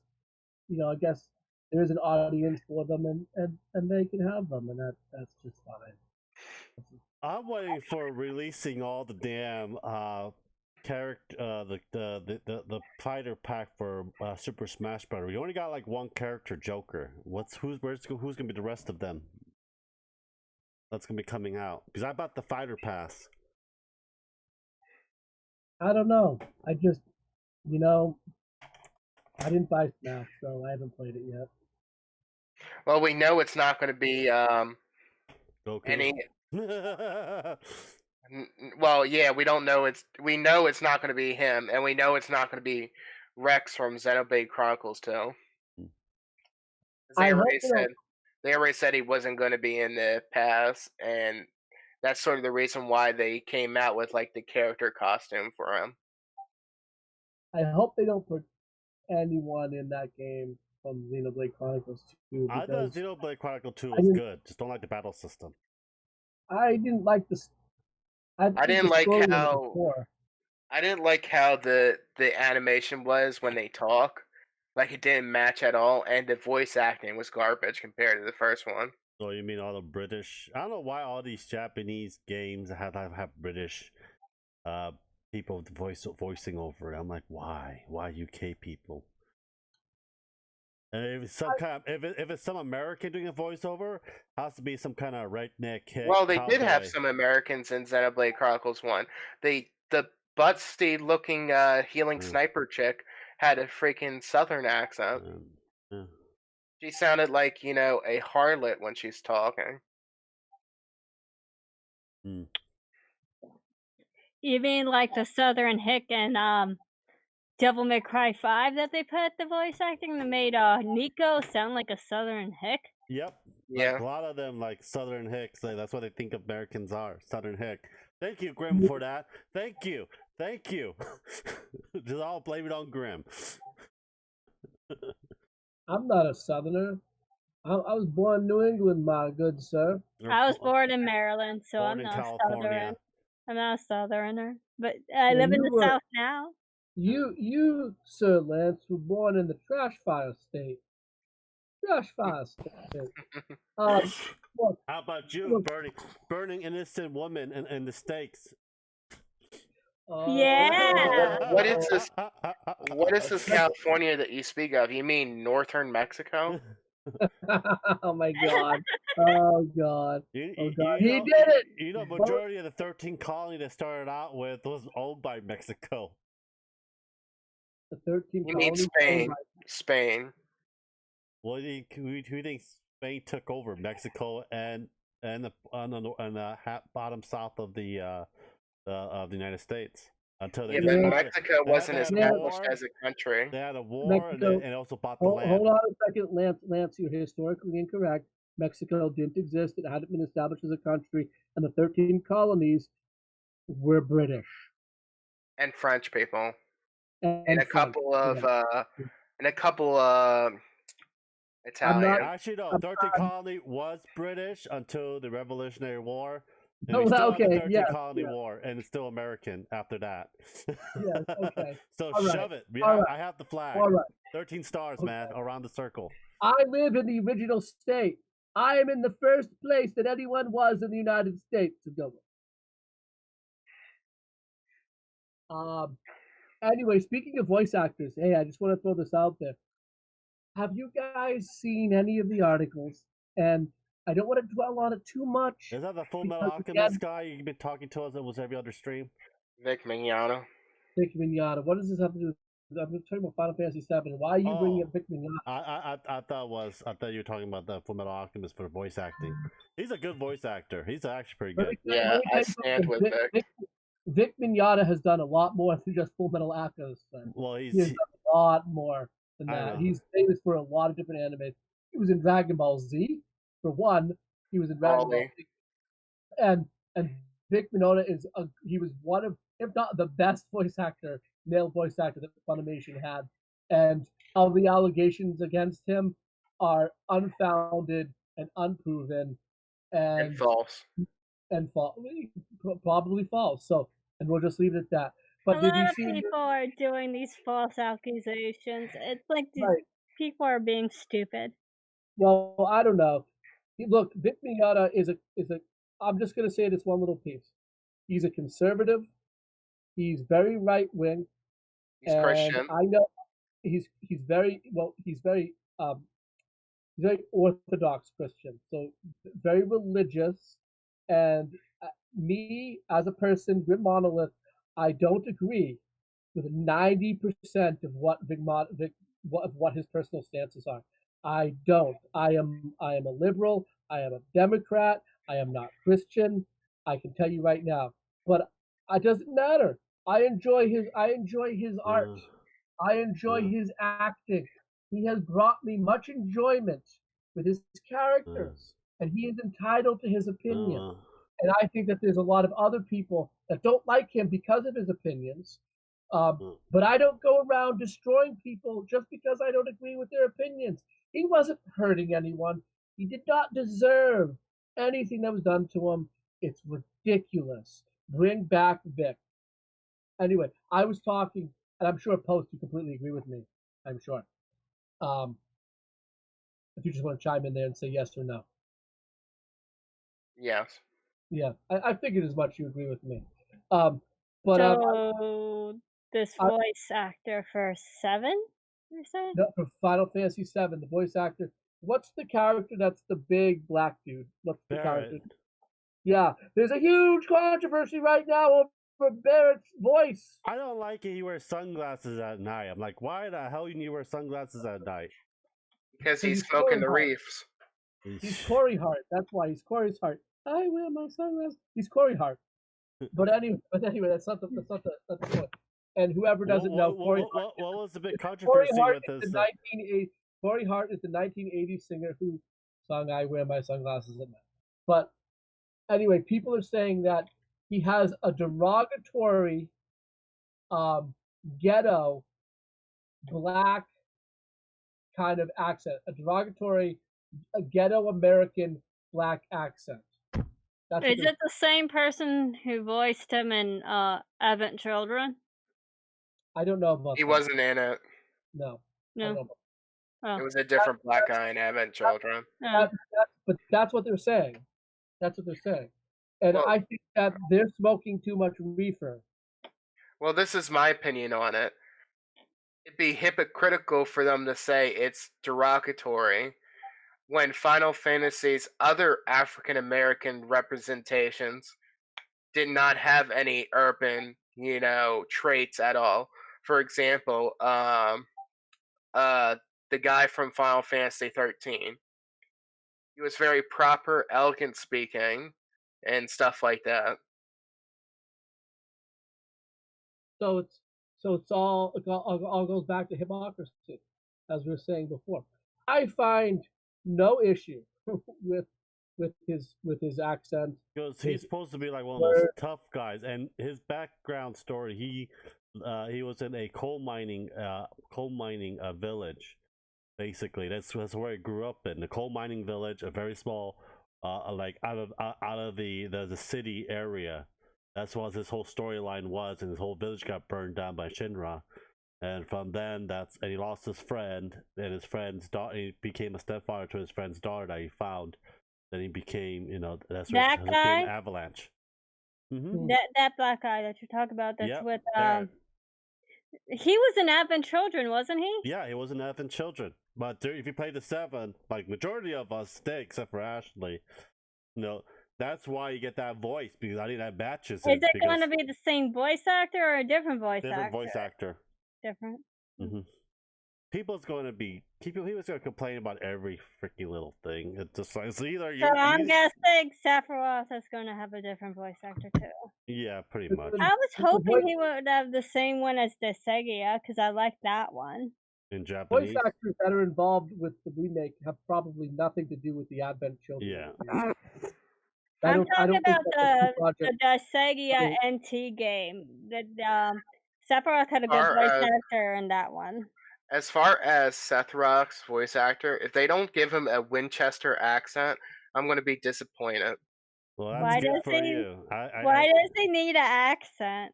A Winchester accent, where it's like it's not a really strong British accent, but he has like the elegant pronunciations towards things. He's supposed to have that. I picture him with having that. Yeah, he's very elegant speaking, And to say that we heard his voice in the end of the trailer. And to say that the accent that we're talking about for Barrett is derogatory, I think the only people that see that as derogatory are the people who are saying it's derogatory. Mm-hmm. I think it's race. How about this? This is kind of extreme. I think it's a racist statement to even claim that his accent is derogatory. I think the people who make that claim are the actual racists. How about that? Well, remember, plot twist, his voice actor is actually black, so. Remember, you also gotta remember too, you getting all these from the internet, so you're gonna get dumbass people and racial people and a whole bunch of other crap people. Internet is always gonna be the internet, no matter what. Well, let's call Lance. Let's be clear. Let's call it what it is. Come on, what's the proper term? It's outrage culture. It's outrage culture. Yeah. Outrage culture, and it's getting out of hand. Yeah. Well, it's gonna get worse and worse. What's the point of it? Just ignore it. I hope it doesn't get worse. I hope that it starts plateauing.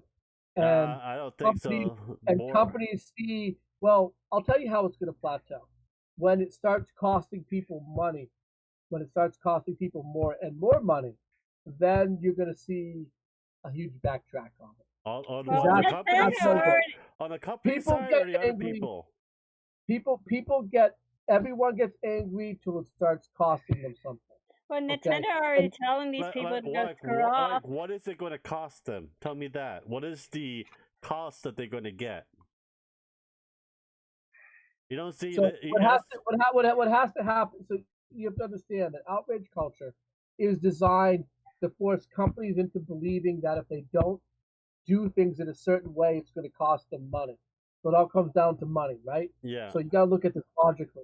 So if the companies finally figure out that kowtowing to outrage culture loses them money, not makes them money, and they ignore it, then the outrage culture people shut up. Yeah, if that company doesn't listen, they go to another company, and another And company, it, and another then company. and then when every company stops listening to them, they got no one to talk to except themselves. And then they can just talk into an echo chamber. Basically, they can build a giant echo chamber, a huge dome, maybe in the middle of, I don't know, some state park in Colorado, and they can all go live there and all No, talk, all echo chamber. they're gonna be outside your house with a surrounding your building with with those megaphones and start saying, "Wait, why did you change your stuff?" Yeah, and you gotta deal with that for the rest of your life instead of dealing with it online. Well, there's Well, already big companies ignoring them, Yeah, so there's big company. There's other companies. It's just too many of them.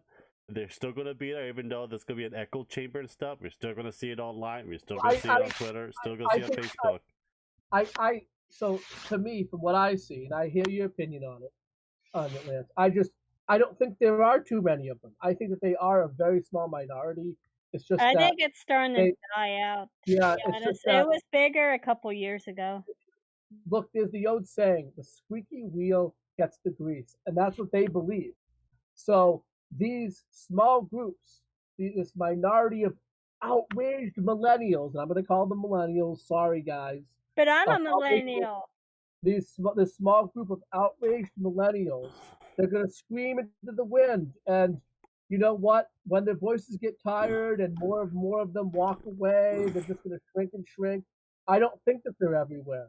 I don't think that they're everywhere. I think that Are they're you a small sure it's minority. not the generation younger? It's not Generation Z.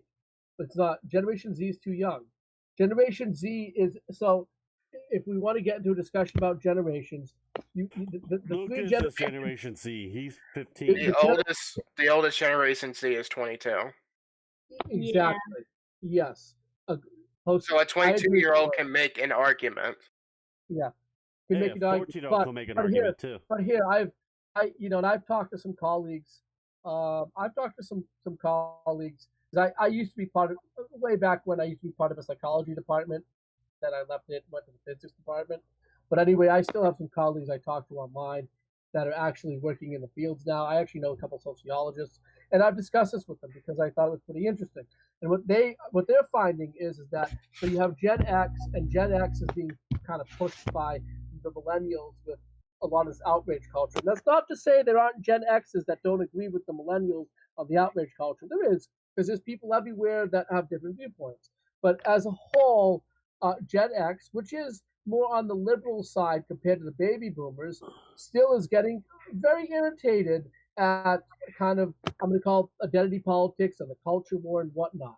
So then you have the millennials, which kind of are leading the charge. They're leading the charge on this whole culture war. And then you have the ones that are younger, which is the Gen Z. And a lot of the Gen Zs are the children of the older Gen Xers. Okay, so what we're finding out, at least society-wise, and again, this isn't everyone. The Gen Zs, by and large, have adopted the viewpoints of their Gen X parents, not the millennials. Not my brother. Not your brother. I'm making a generalized statement, and I prefaced it, Lance, with I know. not everyone. I just like to pull your chain. That's all. Yeah, not everyone. There's always your brother is not part of the outrage. I'm just gonna tell you that. No, he's a pretty boy. I call my little pretty boy brother. But he's part of outrage culture. He's a gamer. He sits at the computer playing World of Warcraft all day. He's worse than me. So then, what are you saying, Lance? You just said that he's. Well, I don't understand what your point is. He's joking. I'm just joking, pulling your damn chain. You should know me by now. I have something to add about the Generation Z thing. All right, but the generation, I'll just end and then give it off the post. Generation Z, by and large, and not everyone, is following in the footsteps of their parents, Gen X. Now, I'll just end with, this is my fear, though. As Gen Z is going into college, and some of them are in college, and some of them have graduated college. Not most of them, but most of them are going into college now. We're getting up to that. Are the colleges that are indoctrinating people into this damn outrage culture, are they going to manipulate them and turn them against their parents? That is a fear I have, and I'm not going to claim that it's going to happen, but it could. College didn't do that to me. Nor me. Well, but you understand. Well, so Lance, you went to a 2-year school. You didn't go. I'm talking about the large 4-year universities, the large mainstream public, mostly public 4-year universities in the United States and Canada are most I've been to Berkeley and UC Davis, so and Berkeley and UC Davis are two of the biggest offenders of this in the country, including the school I spent my entire life at, UMass and UConn, and like the big public universities in Canada. They are guilty of, at least in the humanities, not in the science departments, because I was in science departments mostly, at least in the humanities, they are guilty of indoctrinating students into a particular political viewpoint. No, you know what I do? I just give them the finger and walk away. I don't really care. And you're smart. You're smart for doing that. Yeah. You're smart for doing that. But a lot of these people won't do it. And I'm just praying that the influence that Gen X has had on Gen Z continues on as Gen Z gets older. That Gen Z doesn't fall in line with the millennials, and that the millennials, just as they get older, they just fade away. Anyway, I'll go ahead, post. Sorry. I know you wanted to add something on about Gen Z. Well, also about millennials too. Okay. The one main difference in millennials and Generation Z and what influences them overall is the media that they consume. Like, when a millennial was younger, the internet wasn't quite as big, so it was harder to see the outrage culture Dial up, on this 56K. on the screen and stuff like that. And cartoons back in like the 90s in general wasn't afraid to like non-censor some things like death and overall like aggression and stuff like that. But at least the ones in the 90s, the cartoons taught you like how to cope with some things, whereas today it's literally cartoons that have no morals at all, being overly censored, overly inclusive, and stuff like that.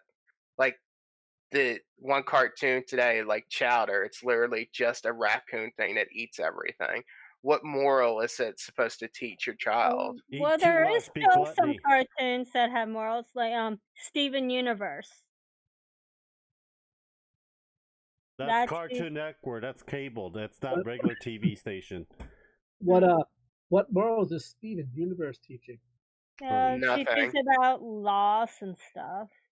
Not really. People. So when I had the comic book store, I didn't really watch Steven Universe, but I used to thumb through the comic book, and I didn't find Steven Universe to be all that great. I know there's people that love it, so that's fine. I mean, it's okay. I didn't see any redeeming morals. The first 2 seasons are kind of slow. You have to go past that, and then it gets more fighting and losing people, and him trying to cope with it, and trying to find out what happened to his mother towards the end, all that shit. Yeah, but the thing with Steven Universe is it's being overly inclusive. Okay, a 6-year-old child's not going to know what an asexual being is. He's not 6 years old. No, I'm saying a 6-year-old would be watching the show. Oh.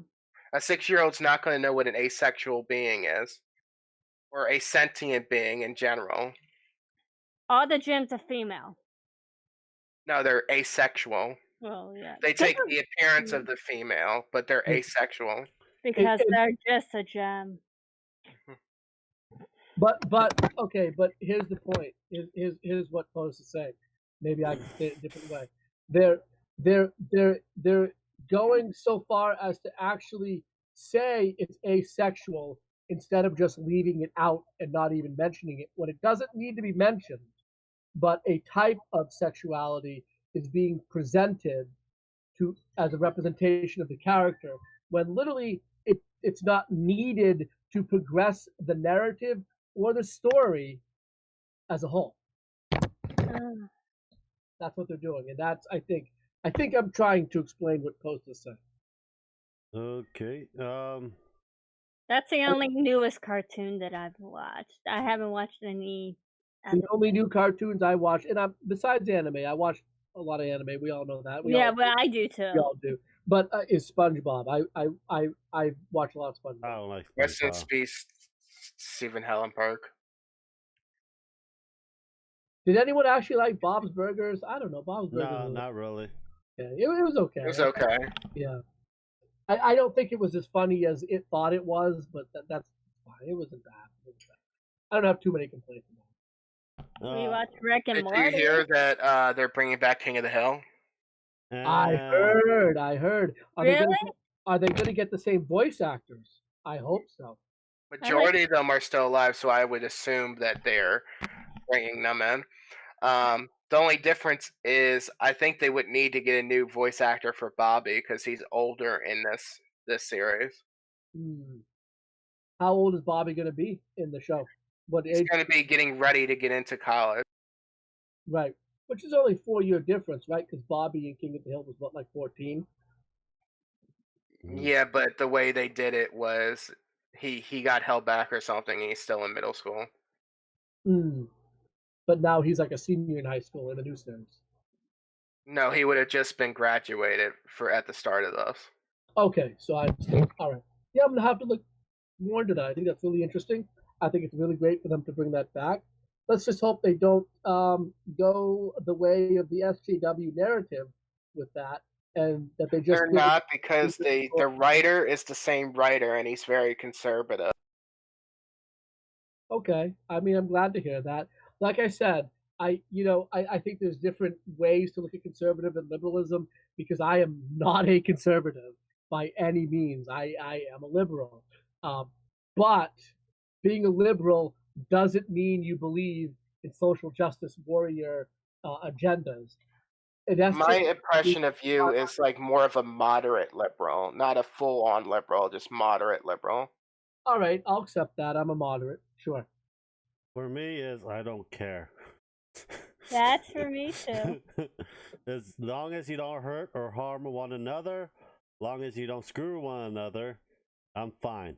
If you screw someone else's shit or their benefits or their help, their needs, medical, then you and I have a problem. That's basically my stance on political stuff. Lance, by the way, I Medicare for all. Huh? I said Lance believes in Medicare for all. Damn right. Okay. I don't know if that's going to work, Lance, but it's not going to work because I don't know if it's going to work. The population of the U.S. is too high compared to most countries that do have universal health care. It works. It works. VA is basically a healthcare for all. It's for veterans. That's I'll just say, I think that there is probably a way to do healthcare for all. I don't know what it is. It doesn't exist in the systems that we have now. Except for the VA. VA has that system. The VA could not support 350 million people. No, the VA for the military. That's the only system in America healthcare that is a medical for all system. Well, hold on. I'll just add this one thing. I live in Massachusetts, and we have socialized healthcare here. So I don't know. You need to just look it up. Massachusetts has healthcare for all. Every single citizen in Massachusetts is guaranteed healthcare. Yeah, how much do they pay monthly for that or yearly? It's all sliding scale. So people that are under a certain amount of money per year. So if you make under, say, like $18,500 a year, and there are people who make under that in Massachusetts, the state pays for your health care for free. Yeah, that is fine. They're just gonna have to fluctuate it and make it into a tax format. Just basically, they're gonna have to tax it just for the bracket opening. Look, I don't know. I with Post when he says when you said that the current way that Medicare is set up cannot pay for everyone in the country. I mean, that's so true. It would be a budgeting nightmare. But I have one solution for it. What's the solution? We're currently almost $13 trillion in debt as a country as a whole. If we found out a way to pay off that debt to get it to at least in the thousands or maybe the millions, and then we would change the percentage of which taxes go into certain budgets, and instead put the excess that we would have done to pay off that debt into the universal healthcare system, or pay possibly like move other budgets around. Interesting idea. Yeah, I don't know. I don't know a ton about it myself, but I I hope that an idea like that or some idea comes along and we figure it out. Well, the only person that's really talking about universal healthcare system that works, and not a lot of people are going to vote for him, is Bernie Sanders. And a lot of what he's preaching is the same stuff that FDR preached back in the times of the Great Depression and everything. I think that Bernie Sanders, and not to really get too far into politics, I think that Bernie Sanders, I think he comes off as too radical. That's my only issue. Okay, I don't want to talk. I don't want this podcast to all too right, much all about right, political all talk. right, all right, all right, all right, all right, all right. Because Glad- I glad- usually all right. don't like talking about politics, especially on my channel. Your channel, you can talk about politics I don't all talk the about hell you want.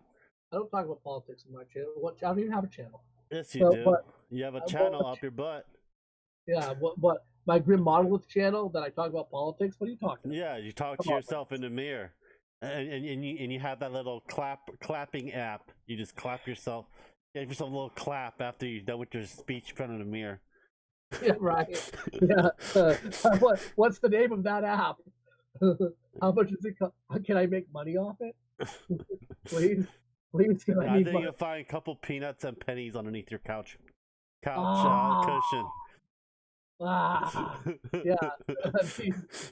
No, I'll just get one of those like magnetic metal detectors. Not only does it find your metal, but it gets your metal out of your account. I'll call it the lancelot 7. It's Oh, green Grim, size. should I tell Lance the news?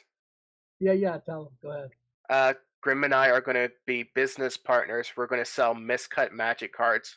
Wink, wink. Yeah, exactly. We're gonna buy sheets and then just cut them ourselves. We're going to spend so much time at Staples. It's going to be crazy. I know. We're just gonna bring sheets to the Staples and have them come up. You It's gonna be know how awesome. much that costs at Staples to print out sheets? Well, no, we're gonna have them cut the sheets. Okay. It's not gonna work. Come on. I know it's not gonna work. I'm like, you know how much it's gonna cost in the process for all that shit. It's true. It's true. Lance, all right. Let's end off Cinder with Shadow what do Game you- says NFC sucks. like the National Football Conference, I don't know. I don't follow sports. like the NFC. Well, he's in Canada, so I don't know if he watches American football. Although Well, Canada you has watch Canadian hockey. football. Football like- for pussy. like- You watch for hockey. No, like NFC as in NFC chips. Okay. I understand. Not Yeah, factory. Oh, not not factory cut. Oh, not factory cut NFC. Oh, I get it. I don't know how. I didn't realize he meant that, but yeah, and just to kind of put some context to what he's talking about is the fact that WotC's going to be Wizards of the Coast, for all those who don't know, is going to be sending out uncut foil sheets, the War of the Sparks, for all of those who had been rejected for their Mythic Edition box. So there's going to be literally, say, 20,000. How many would you say there's going to be posts? Say 20,000 sheets out there. 24,000, I think. That's gonna be worth a lot of money. So they're going to be 24,000 sheets out there. But what a lot of people might do with them is then take them and cut them up and try and sell the individual cards as miscuts, because you can get more money as miscuts.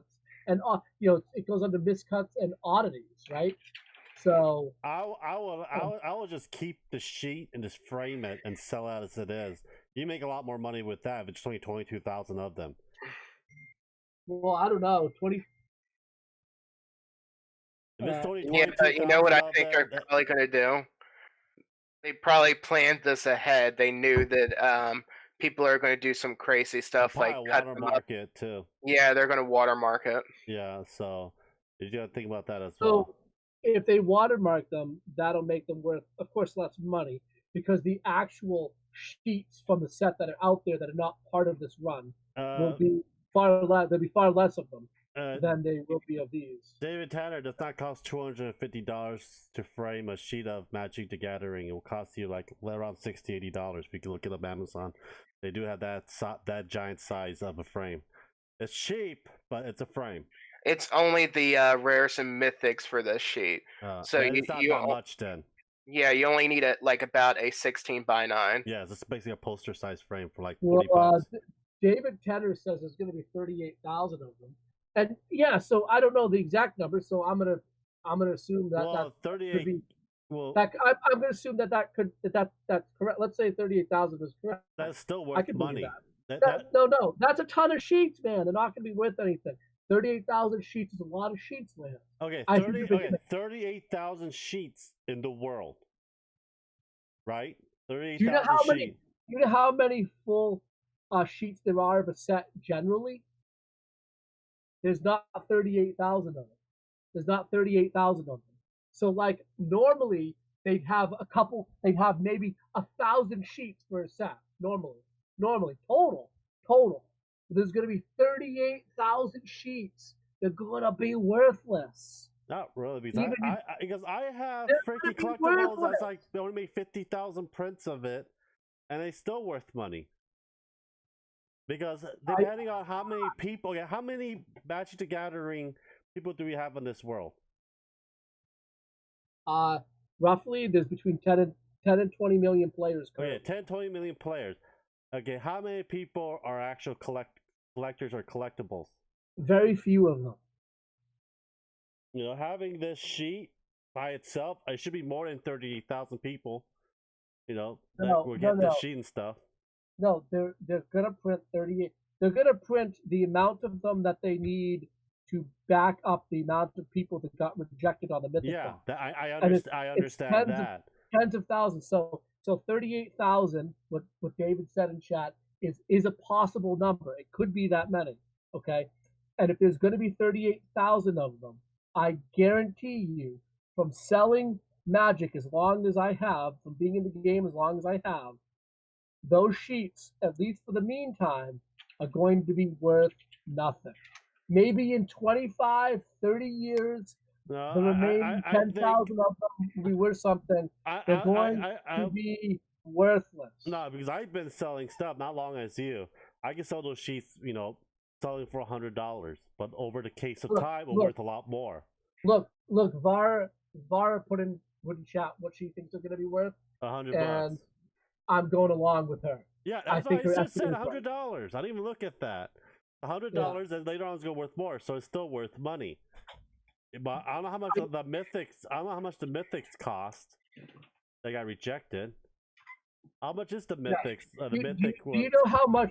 And I'm only throwing this out there. Do you know how much other sheets cost? I saw a guy with the actual original alpha sheet up on that thing. It's like worth hundreds of thousands of dollars. Yeah, I'm gonna read what Cinder said because it's true.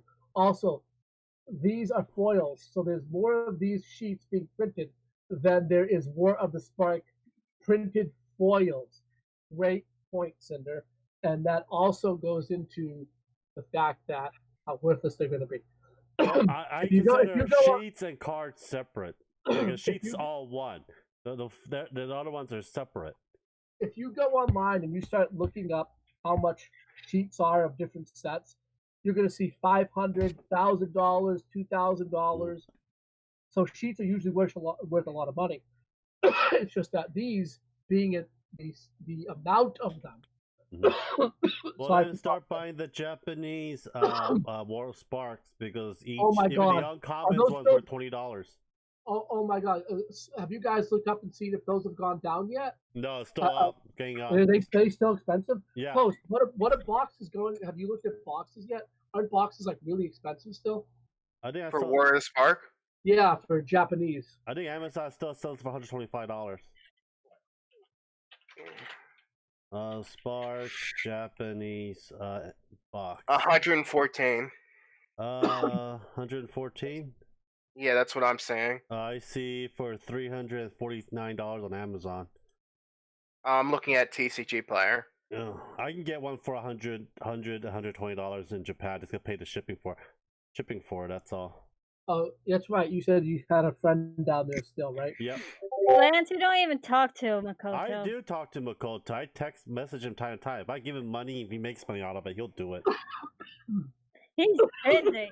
Sorry for the coughing, guys. Alright, guys. I think that'll be it. It's getting close to Ashley last day of Minecraft. You wanna know my true opinion on Minecraft? I don't like Minecraft either, but I just do it for the subscribers. Oh my God! You shouldn't tell people. It's just whatever. It's too bad. I mean, I get bored with it easy. I can see the appeal of Minecraft. I think it's a neat game. I just don't have the attention span for it. Yeah. That's all. I can only play about an hour and a half of it. That's about it. Yeah, well, anyhow, guys. He had to backtrack the world, and he deleted my 2 pixel art. It's not my fault if people don't follow the rules. People, I already give warning. People don't follow the rules, you're banned for a week. Not a day anymore. It's a week. There's gonna be a month. Then be a year. Then I don't want to see you in the game anymore. It's just getting ridiculous. Me just dealing with this stuff. It's basically I'm just going. I quit Minecraft. I just too much of a headache. I understand your frustration, Lance. Yeah. You know, that's why when you started it, remember a lot of us were telling you be very careful who you let on like your main server that you're putting up your own creations. You know, and I see you getting frustrated with it, and that sucks. And maybe I just want to make this suggestion. Maybe you do like Minecraft, but because of all the stuff that's been going on with people fighting on the server and taking stuff down, maybe that's making you very frustrated with it. So that's why you're not having fun. It's not that. I am not a creative person. I'm very creative on paper, storytelling, but I'm not visualizing. You know, like type of art, like pixel art, building stuff.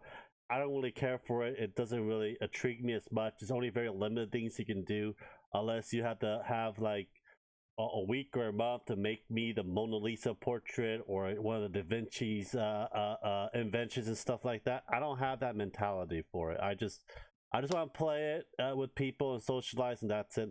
My day's good. But every time I backtrack a lot of stuff, it's not really worth it. It's like I get reason why I have people in the realm is that's how I get subs. Majority like 30-40 subs a day. Yeah, because they're able to come to the realm and have fun, stuff like that. If you just play by yourself with very few people, you're not gonna get much sub because they want to go in and have fun too. You know, that's one of the main thing. How a lot of people in Minecraft, unless you're a good mod reviewer on Java or make freaking elaborate buildings and stuff, that's a different story. But I don't. I understand. Hey, like I said, like I don't have the patience for it. I think Minecraft is a pretty cool idea and a pretty cool game. I just don't have the patience for it. I'd rather play an RPG and I can level up and then I can pause the game and then, you know, that's just my style of game. And I like racers. I love gravity racers. F-Zero and Wipeout. Yes, sir. You can download the Kingdoms mod and you'll have the RPG right there. Huh. Is that a story mode? You pretty much starting your own kingdom and everything. You start off as like a level 1 peasant. And it has an actual level system in it? Pretty much, yeah. I'll have to check that out. Because, you know, I do got access to the Java edition of Minecraft, so I will check that out. That's pretty cool. Okay, guys, that'll be it for today. Hope you guys had a great Mother's Day. In 26 minutes to be Minecraft by Ashley's last day. Tomorrow I'll be fully back in with the streaming and everything else. I just gotta stand up and release some gas that's built up inside of me. Thank you guys for watching. Subscribe, like, and share. Check out their channels down below as well. And I will see you guys in 26 minutes. Have a great day, guys.